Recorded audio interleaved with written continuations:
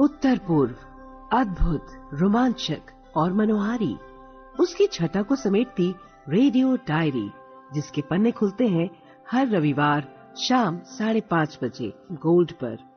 पूर्वोत्तर डायरी। नमस्कार श्रोताओं, पूर्वोत्तर डायरी के एक ताजा अंक में आप सभी का स्वागत है। हर रविवार शाम 5:30 बजे हम पूर्वोत्तर डायरी के पन्नों को आपके साथ खोलते हैं और भारत के पूर्वोत्तर हिस्से से जुड़ी गतिविधियां, वहां की सांस्कृतिक झलक, कला और संस्कृति से आपको रूबरू करवाते हैं। हर रविवार शाम 5:30 बजे इस कार्यक्रम को लेकर उपस्थित होता हूं मैं आपके बीच, कमल कुमार प्रजापति। पूर्वोत्तर डायरी। श्रोताओं, नए साल की ढेरों शुभकामनाओं के साथ आज के पूर्वोत्तर डायरी के इस नए अंक को हम शुरू करते हैं। आज बहुत कुछ विशेष इस कार्यक्रम में आपके लिए है। पूर्वोत्तर राज्यों की वीर गाथाएं आपके साथ इस कार्यक्रम में आज हम साझा करने वाले हैं। कई ऐसी महत्वपूर्ण गतिविधियां जो पूर्वोत्तर राज्यों में विकास को तेज गति से बढ़ा रही हैं, उनकी हम चर्चा करेंगे और कुछ पारंपरिक उत्सवों की भी हम बात करेंगे। तो इस आधे घंटे हमारे साथ कार्यक्रम में जुड़े रहिएगा।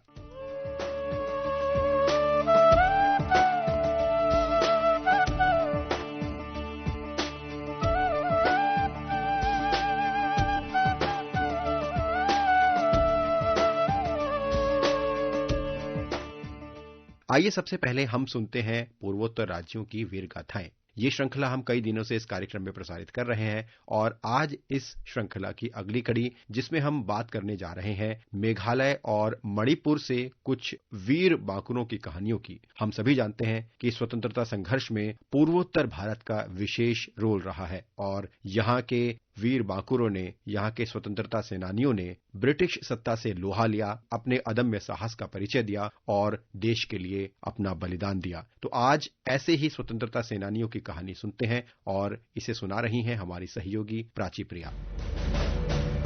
भारत के स्वतंत्रता संग्राम का इतिहास आंदोलनों और सभाओं के साथ उन रणभूमियों की स्मृति भी है जहां सीमित संसाधनों, कम संख्या और कठिन परिस्थितियों के बावजूद कुछ वीरों ने अपने आत्मसम्मान की रक्षा के लिए अपने प्राणों की आहुति तक दे दी। पूर्वोत्तर भारत की धरती ऐसे ही अनेक बलिदानों की साक्षी रही है। मणिपुर और मेघालय की पहाड़ियों से उठी दो ऐसी गाथाएं आज भी हमें ये याद दिलाती हैं कि स्वतंत्रता संघर्ष देश के दूर दराज कोने कोने तक ब्रिटिश सत्ता से लोहा ले रहा था।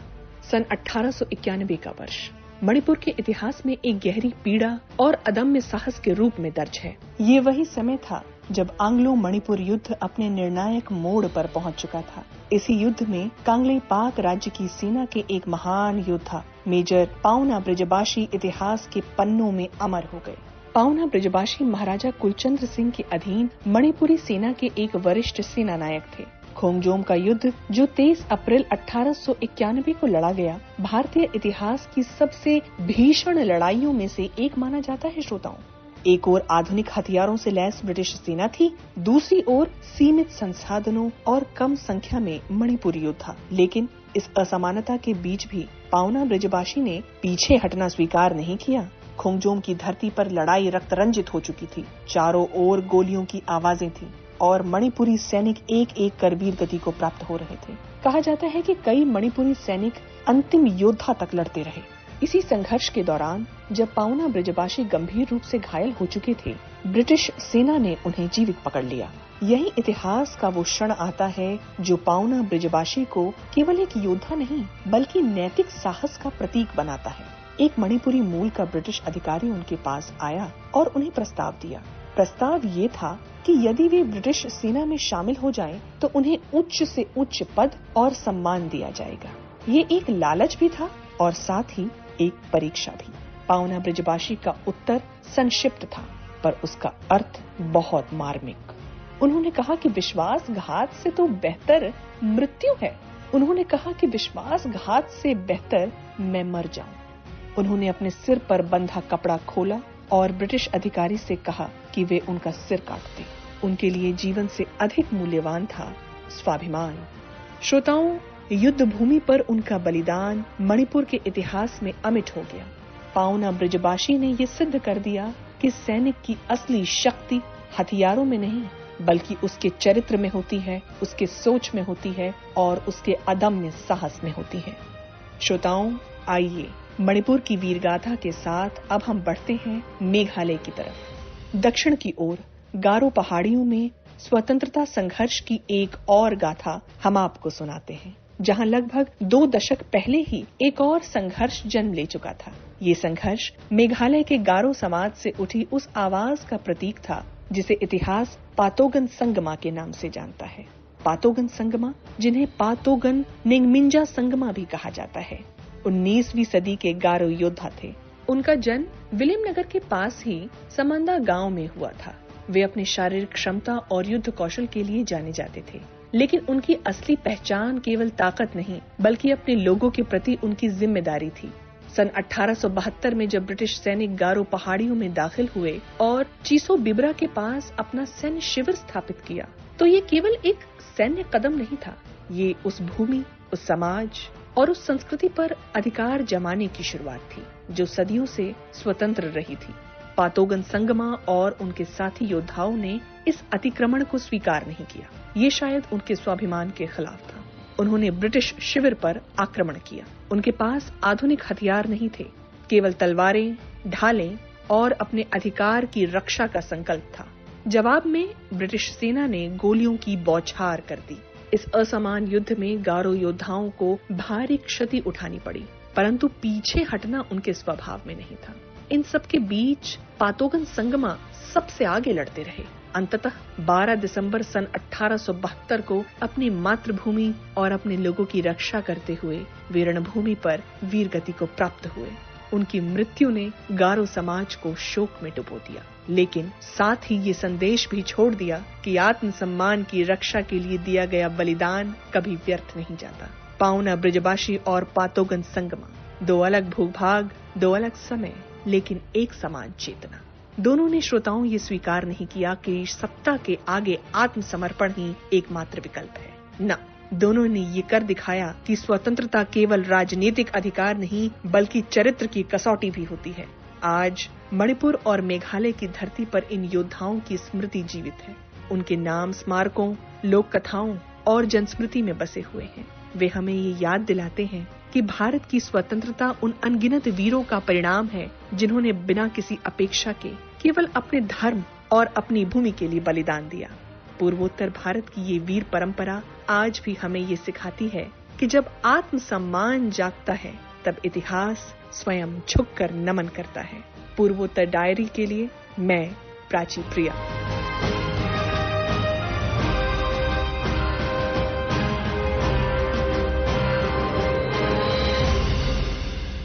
श्रोताओं, पिछले दिनों प्रेस इन्फॉर्मेशन ब्यूरो और सेंट्रल ब्यूरो ऑफ कम्युनिकेशन, ये जो 2 विशेष सरकार के तंत्र हैं, इनके द्वारा विशेष इंटीग्रेटेड आउटरीच कार्यक्रम का आयोजन किया गया। ये कार्यक्रम जमीनी स्तर पर योजनाओं के लागू होने की दिशा में महत्वपूर्ण कार्यक्रम है। तो आइए हमारे संवाददाता मानस प्रतिम शर्मा के साथ हमारी सहयोगी मेघना की ये विशेष बातचीत सुनते हैं, जिसमें उन्होंने जमीनी स्तर पर इन विशेष आउटरीच कार्यक्रमों के बारे में चर्चा की है। गैंगटॉक में 2 दिन का इंटीग्रेटेड आउटरीच प्रोग्राम का आयोजन हुआ था, जिसके बारे में विस्तार से जानने के लिए हमारे साथ जुड़ चुके हैं हमारे सिक्किम संवाददाता मानस प्रतिम शर्मा। मानस जी, गैंगटॉक में सेंट्रल ब्यूरो ऑफ कम्युनिकेशन और प्रेस इन्फॉर्मेशन ब्यूरो द्वारा आयोजित इस आउटरीच प्रोग्राम के बारे में हमारे श्रोताओं को जरा विस्तार से बताइए। जी, जैसे आपने बताया, ये पिछले साल 28 और 29 तारीख को ये 2 दिन का कार्यक्रम था और यहाँ के जो आईटीबीपी सेक्टर हेडक्वार्टर है गैंगटॉक के बगल में है, ताडोंग मेट्रो पॉइंट बोल के, वहाँ हम लोग ने ये 2 दिन का कार्यक्रम रखा। इसका मेन एम और ऑब्जेक्टिव ये था कि देश के प्रधानमंत्री नरेंद्र मोदी के जो लक्ष्य है विकसित भारत को 2047 में अचीव करना, उस लक्ष्य को कैसे आगे बढ़ाया जाए और उसमें कैसे जागरूकता पैदा किया जाए। और इसके अंदर कई सारे सब थीम थे जिसको हम लोगों ने लोगों तक पहुंचाने का कोशिश किया। साथ ही हम लोग ने वहाँ पे प्रदर्शनी रखे सरकार के कामों पर, विभिन्न जागरूकता अभियान पर, फिर विभिन्न प्रतियोगिता भी आयोजित किए गए लोगों के लिए और हम लोग का डिस्कशन प्रोग्राम या पैनल डिस्कशन भी इसमें जुड़ा था। इस कार्यक्रम का थीम है विकसित भारत 2047। ये आउटरीच प्रोग्राम विकसित भारत के लक्ष्य को कैसे पूरा करेगा? ये जो हम लोग का 2 दिन का आईकॉप था, सेंट्रल ब्यूरो ऑफ कम्युनिकेशन का, उसका मेन एम एंड ऑब्जेक्टिव ये है कि लोगों पे विभिन्न विषयों पर जागरूक किया जाए। जैसे हमने बताया कि आईटीबीपी के लिए यहाँ पे क्या गया। अब ये देखिए कि जो सिक्किम है, सिक्किम में आईटीबीपी के जो जवान है वो 16,000 17,000 अल्टीट्यूड पे ये लोग अपने तैनात होते हैं। तो ऐसे दिन आते हैं कि सिर्फ अकेला रहना पड़ता है अपने साथियों के साथ कभी कभार, और ये बहुत ही मुश्किल, वेरी वेरी चैलेंजिंग यहाँ पे उन लोग का काम होता है। तो ये क्योंकि उन लोग के पास कोई ऑप्शन भी नहीं होता, ऐसा ऑप्शन भी नहीं होता कि वो जानकारी हासिल कर जाए। तो कार्यक्रम का ये उद्देश्य था कि जो देश के लिए सेवा कर रहे हिमवीर जिसे कहते हैं, उनको भी इस कड़ी में जोड़ना और हम लोग की जो जैसा आपने बताया विकसित भारत के लिए क्या क्या कदम उठाए जा रहे हैं इस पर जागरूक करना। और इसी के तहत हम लोग ने, जैसे आपने पहले बताया, हम लोग ने 2 या 3 पैनल हम लोग ने डिस्कशन रखे। एक तो था वंदे मातरम का 150 साल, सरदार पटेल की 150वीं जन्म जयंती, और साथ में जिसको हम लोग कहते हैं मिशन लाइफ।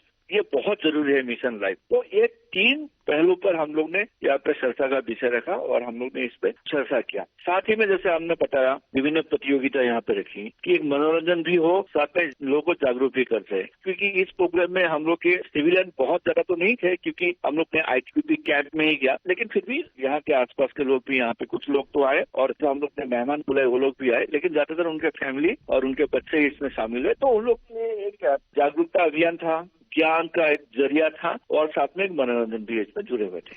ये कार्यक्रम आम जनता और सरकार के बीच की दूरी को मिटाने के लिए बना था। तो ये कार्यक्रम इस दूरी को मिटाने में कैसे मदद करेगा? जी, जैसे हम लोग जानते हैं कि सरकार का बहुत सारे डेवलपमेंट स्कीम्स होते हैं, एक्टिविटीज होते हैं, और इनको लोगों तक पहुंचाने का एक बहुत बड़ा फायदा लोगों को मिले, एक मुहिम चला जाए, उसका एक बहुत बड़ा कारण होता है जागरूकता या अवेयरनेस। बहुत समय लोगों के पास सही खबर नहीं पहुंचते, लोग जागरूक नहीं होते, इसलिए बहुत सी चीज सरकार के उन लोगों तक शायद जो कहते हैं आखिरी में जो लोग खड़े हैं उस तक ये खबर नहीं पहुंचते शायद, क्योंकि कुछ जगह पे जागरूकता की कमी होती है। ये आईकॉप का यही है कि लोगों को जागरूक किया जाए।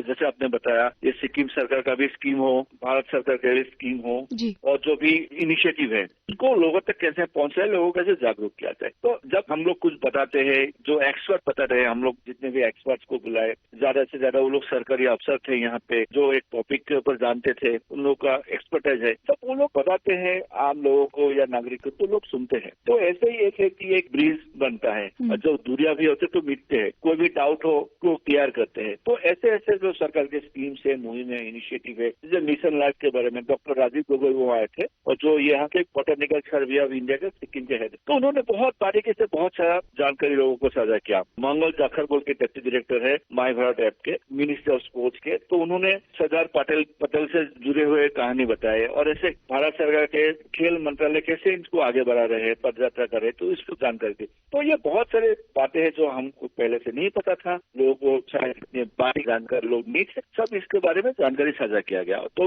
मुझे लगता है ये एक बहुत बड़ा मुहिम है लोगों को जागरूक करने के लिए, और सरकार के जितने भी अच्छे इनिशिएटिव हैं उसके बारे में और एक कदम है कि लोग जागरूक हो। इस कार्यक्रम में काफी जरूरी मुद्दों को भी शामिल किया गया है, जैसे कि Sardar Patel 150 years of national unity, 150 years of Vande Mataram और मिशन लाइफ, जो कि लाइफस्टाइल फॉर एंटरटेनमेंट हम जिसको जानते हैं। इसके बारे में भी थोड़ा और विस्तार से बता दीजिए कि कैसे इन मुद्दों को हमारे आउटरीच प्रोग्राम में सम्मिलित किया गया। जी, पहले मैं मिशन लाइफ से शुरू करता हूँ। जैसे हमने बताया डॉक्टर गोगोई जी यहाँ पे आए, तो गोगोई जी इस क्षेत्र में एक एक्सपर्ट है। तो उन्होंने बताया जैसे आईटीबीपी के जवान है, वो लोग अपने पर्सनल लेवल पे फिटनेस है, और सिक्किम की बात करें तो सिक्किम को मिशन लाइफ जिसको कहते हैं हम लोग, एनवायरमेंट की, परिवेश के रक्षणावेक्षण के लिए यहाँ लोग जीते हैं, यहाँ लोग जीते हैं, इसको मानते हैं। तो इसी कड़ी में और उन्होंने कुछ बातें जोड़ी कि हमको क्या करना चाहिए, लाइट कैसे जलाना चाहिए, एलईडी हमको यूज करना है, पानी का बचत कैसे करना चाहिए, पीने के पानी, हम लोग को जो खान पान है उसमें कैसे ध्यान रखना चाहिए, ये सारे मुद्दे पे उन्होंने जानकारी साझा किया। जैसे 2 मुद्दे जैसे मैंने बताया, मंगल जाखर जी ने बताया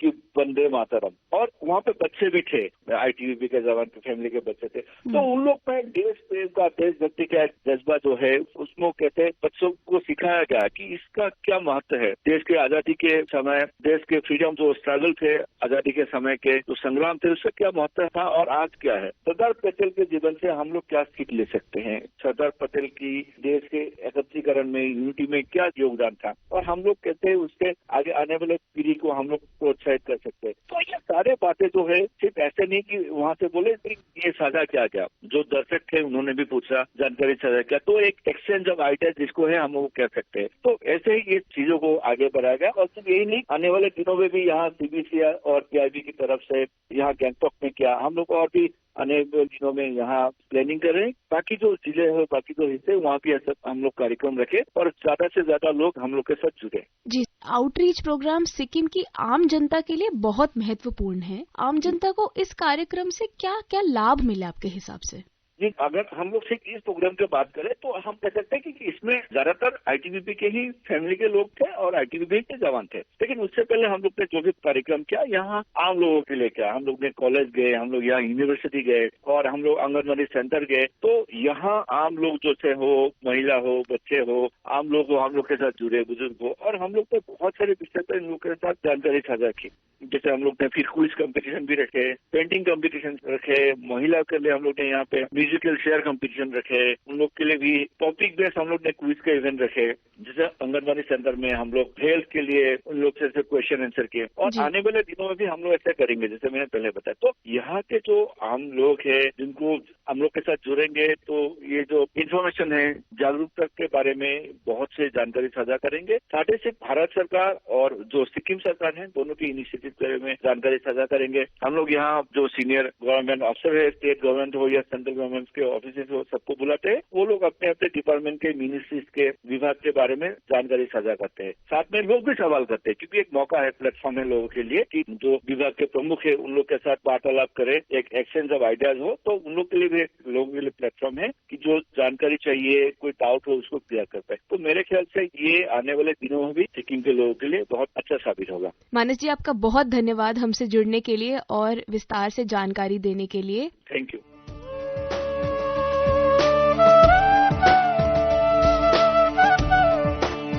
श्रोताओं, अब हम चर्चा करने जा रहे हैं सिक्किम के एक विशेष उत्सव नामसूंग फेस्टिवल के बारे में। नामसूंग महोत्सव का 49वां संस्करण सिक्किम में धूमधाम और परंपरा के साथ मनाया गया। यहाँ की लोक संस्कृति की झलक इस उत्सव में देखने को मिली और कई रोचक पारंपरिक प्रतियोगिताओं का भी इस उत्सव में आयोजन हुआ। तो आइए इस विशेष रिपोर्ट के माध्यम से जानते हैं कि कौन कौन सी वो प्रतियोगिताएं और परंपराएं इस उत्सव में देखने को मिली।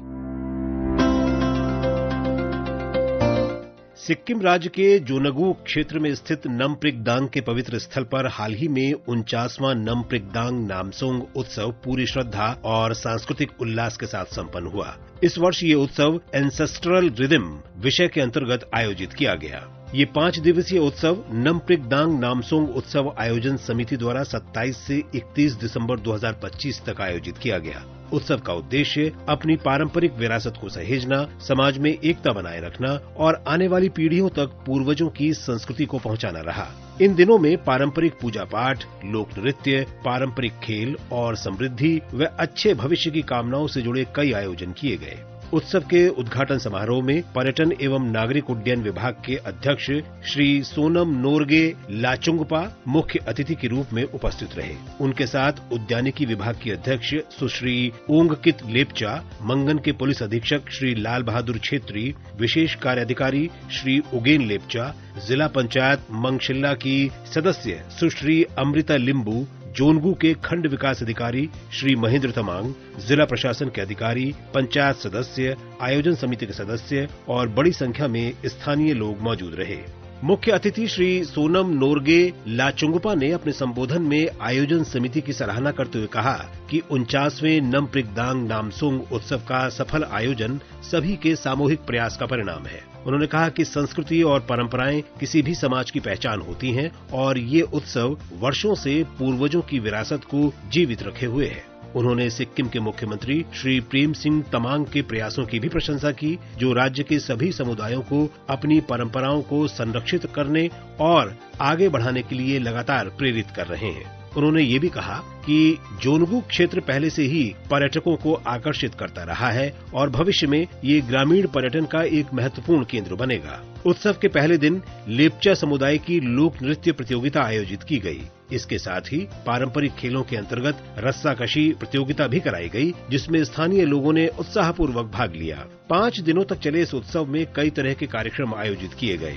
इनमें लेप्चा लोक नृत्य प्रतियोगिता, रस्साकशी, तीरंदाजी प्रतियोगिता, लकड़ी दौड़, धान कूटने की प्रतियोगिता, लेप्चा पारंपरिक फैशन शो, पहली बार आयोजित पर्वतारोहण प्रतियोगिता, बांस बुनाई, बाल गूंथने की कला, पत्थर फेंकने की प्रतियोगिता, कद्दू तोड़ने की प्रतियोगिता, पानी भरने की प्रतियोगिता और अन्य पारंपरिक गतिविधियां शामिल रहीं। साथ ही विभिन्न संगीत बैंड और कलाकारों की प्रस्तुतियों ने उत्सव को और भी रंगीन बना दिया। उत्सव स्थल पर कई प्रदर्शनी स्टॉल भी लगाए गए, जहां स्थानीय हस्तशिल्प, पारंपरिक वस्तुएं और अन्य उत्पादों को प्रदर्शित किया गया। 49वें नमप्रिक दांग नामसोंग उत्सव के माध्यम से आसपास के कई ऐतिहासिक और सांस्कृतिक रूप से महत्वपूर्ण स्थलों को भी विशेष रूप से लोगों के सामने रखा गया। इनमें ब्रोंगक्योंग, लिंगदेम के उंगघ्रुम गर्म जल स्रोत और झरने तथा ही ग्याथांग स्थित लेप्चा केन पुल रूसुआम शामिल रहे। इस तरह सिक्किम के जोनगु क्षेत्र में आयोजित नमप्रिक दांग नामसोंग उत्सव ने एक बार फिर अपनी समृद्ध सांस्कृतिक परंपराओं, सामाजिक एकता और विरासत के संरक्षण का मजबूत संदेश दिया। हमारे सिक्किम संवाददाता की रिपोर्ट के साथ समाचार कक्ष से मैं विशाल शर्मा।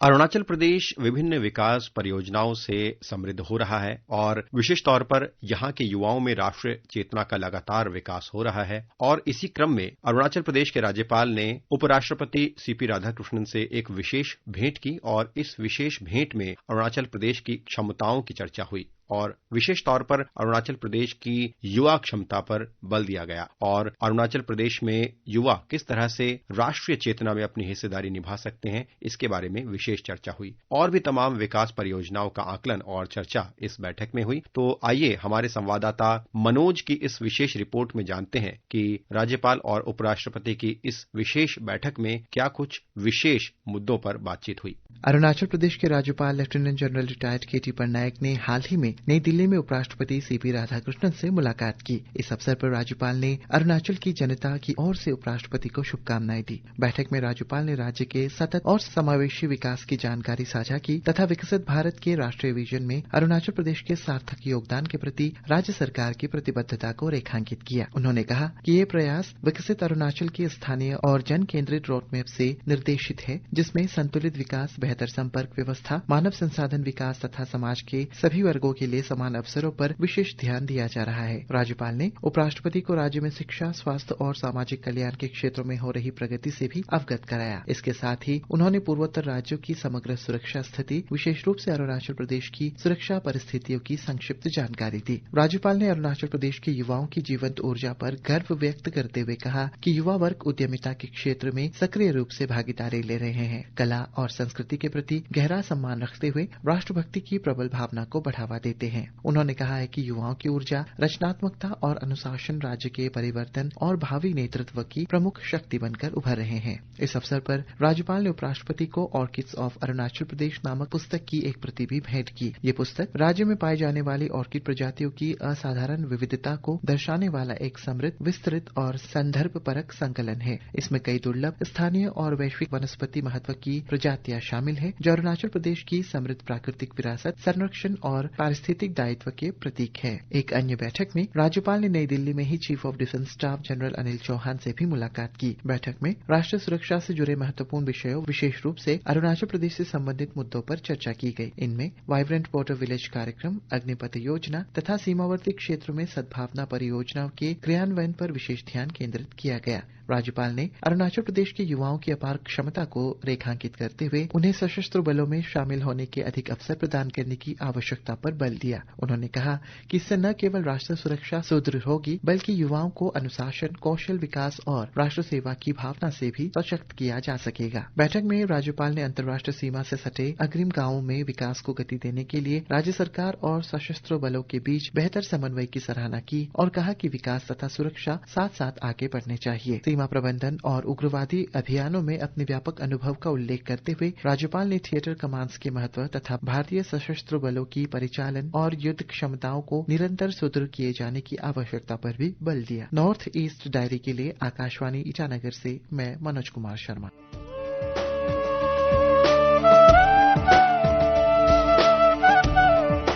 त्रिपुरा अगरतला में एक विशेष साहित्यिक आयोजन रविंद्र भवन परिसर में आयोजित हुआ, जिसमें बहुत से लेखकों और रचनाकारों की भागीदारी रही। तो ये क्या विशेष आयोजन था, आइए हमारे संवाददाता सुमन भट्टाचार्य की इस खास रिपोर्ट में सुनते हैं। अगरतला की ठंड ने साहित्य की गर्मजोशी को कम नहीं होने दिया है। आमतौर पर जहां मुख्य धारा की किताबें और लेखक चर्चा में रहते हैं, वही रविंद्र भवन परिसर में एक अलग तरह की साहित्यिक हलचल देखने को मिली। यहाँ शब्द निडर थे और शैली बेझिझक। मौका था 10वें north east little magazine conference का, जहां साहित्य के हाशिए पर मौजूद रचनाएं और विचार केंद्र में नजर आए। लिटिल मैगजीन का इतिहास बंगाली साहित्य में कोई दशकों पुराना है। 70, 80 और 90 के दशक से ये पत्रिकाएं नए और अलग सोच की आवाज बनती रही है। इनका उद्देश्य हमेशा से स्थापित धारणाओं को चुनौती देना और उन रचनाओं को जगह देना रहा है जिन्हें मुख्य धारा में स्थान नहीं मिल पाता। डिजिटल दौर और कई तरह की चुनौतियां के बावजूद लिटिल मैगजीन आंदोलन आज भी सक्रिय है और लगातार आगे बढ़ रहा है। 26 से 29 दिसंबर तक चले इस सम्मेलन में साल के आखिरी दिनों की ठंड के बावजूद त्रिपुरा में 125 से अधिक संपादक, लेखक और प्रकाशक एकत्र हुए। इस बार सम्मेलन की खास बात यह रही कि यह केवल बंगाली भाषा तक सीमित नहीं था। रविंद्र भवन परिसर में लगे स्टॉलों पर पूर्वोत्तर भारत की भाषाई विविधता साफ दिखाई दी। कोकबोरोक, मणिपुरी, चकमा और अन्य अल्पसंख्यक भाषाओं की किताबों ने पाठकों का ध्यान खींचा। This is the 10th edition of Northeastern Little Magazine Conference being held at Agartala from 26th of December. So herein we have got 125 entries throughout the northeastern states like Assam, Meghalaya, Manipur, Silchar and some other places, and most of them are from Tripura. This is the 10th of its kind. It was started in the year 2005 at Shillong. This is the 10th year, and we have got overwhelming response from the authors, illustrators, editors of Little Magazine, and those who love book, love Little Magazine, they have also participated, and it's a huge extravaganza. And this year the main thing is that it is not only bound with the Bengali Little Mag, it is for all language of Northeast. 4 दिनों तक चले इस आयोजन में किताबों की खरीदी बिक्री के साथ साथ विचारों का गहरा आदान प्रदान हुआ, दुर्लभ पुस्तकों का आदान प्रदान हुआ और छोटी भाषाओं के भविष्य, उनके संरक्षण और लिटिल मैगजीन आंदोलन की भूमिका पर विस्तार से चर्चा की गई। लेखक और लेखिकाएं एक साथ बैठकर अपनी कविताएं और कहानियां पढ़ते नजर आए। इन रचनाओं में अपने जमीन से जुड़ाव, सामाजिक संघर्ष और बेहतर भविष्य के सपने साफ झलक रहे थे। रविंद्र भवन परिसर में दिन ढलने के साथ ये बात साफ हो गई कि जब तक कोई ऐसा विचार रहेगा जो मुख्य धारा के लिए असहज या बहुत साहसी होगा, तब तक उसे मंच देने के लिए लिटिल मैगजीन की भूमिका बनी रहेगी। पूर्वोत्तर डायरी के लिए सुमन भट्टाचार्य, आकाशवाणी अगरतला। श्रोताओं, आज का पूर्वोत्तर डायरी का अंक अब यहीं समाप्त होता है। हम उम्मीद करते हैं कि आपको आज का अंक हर बार की तरह रुचिकर लगा होगा और इस संबंध में आप अपनी प्रतिक्रिया हम तक जरूर पहुंचाइए। आप हमारी ईमेल आईडी का पता नोट करें, airnsdtalks@gmail.com। आप हमारा व्हाट्सएप नंबर भी प्रतिक्रिया के लिए नोट कर सकते हैं। व्हाट्सएप नंबर है 9289094044 9289094044।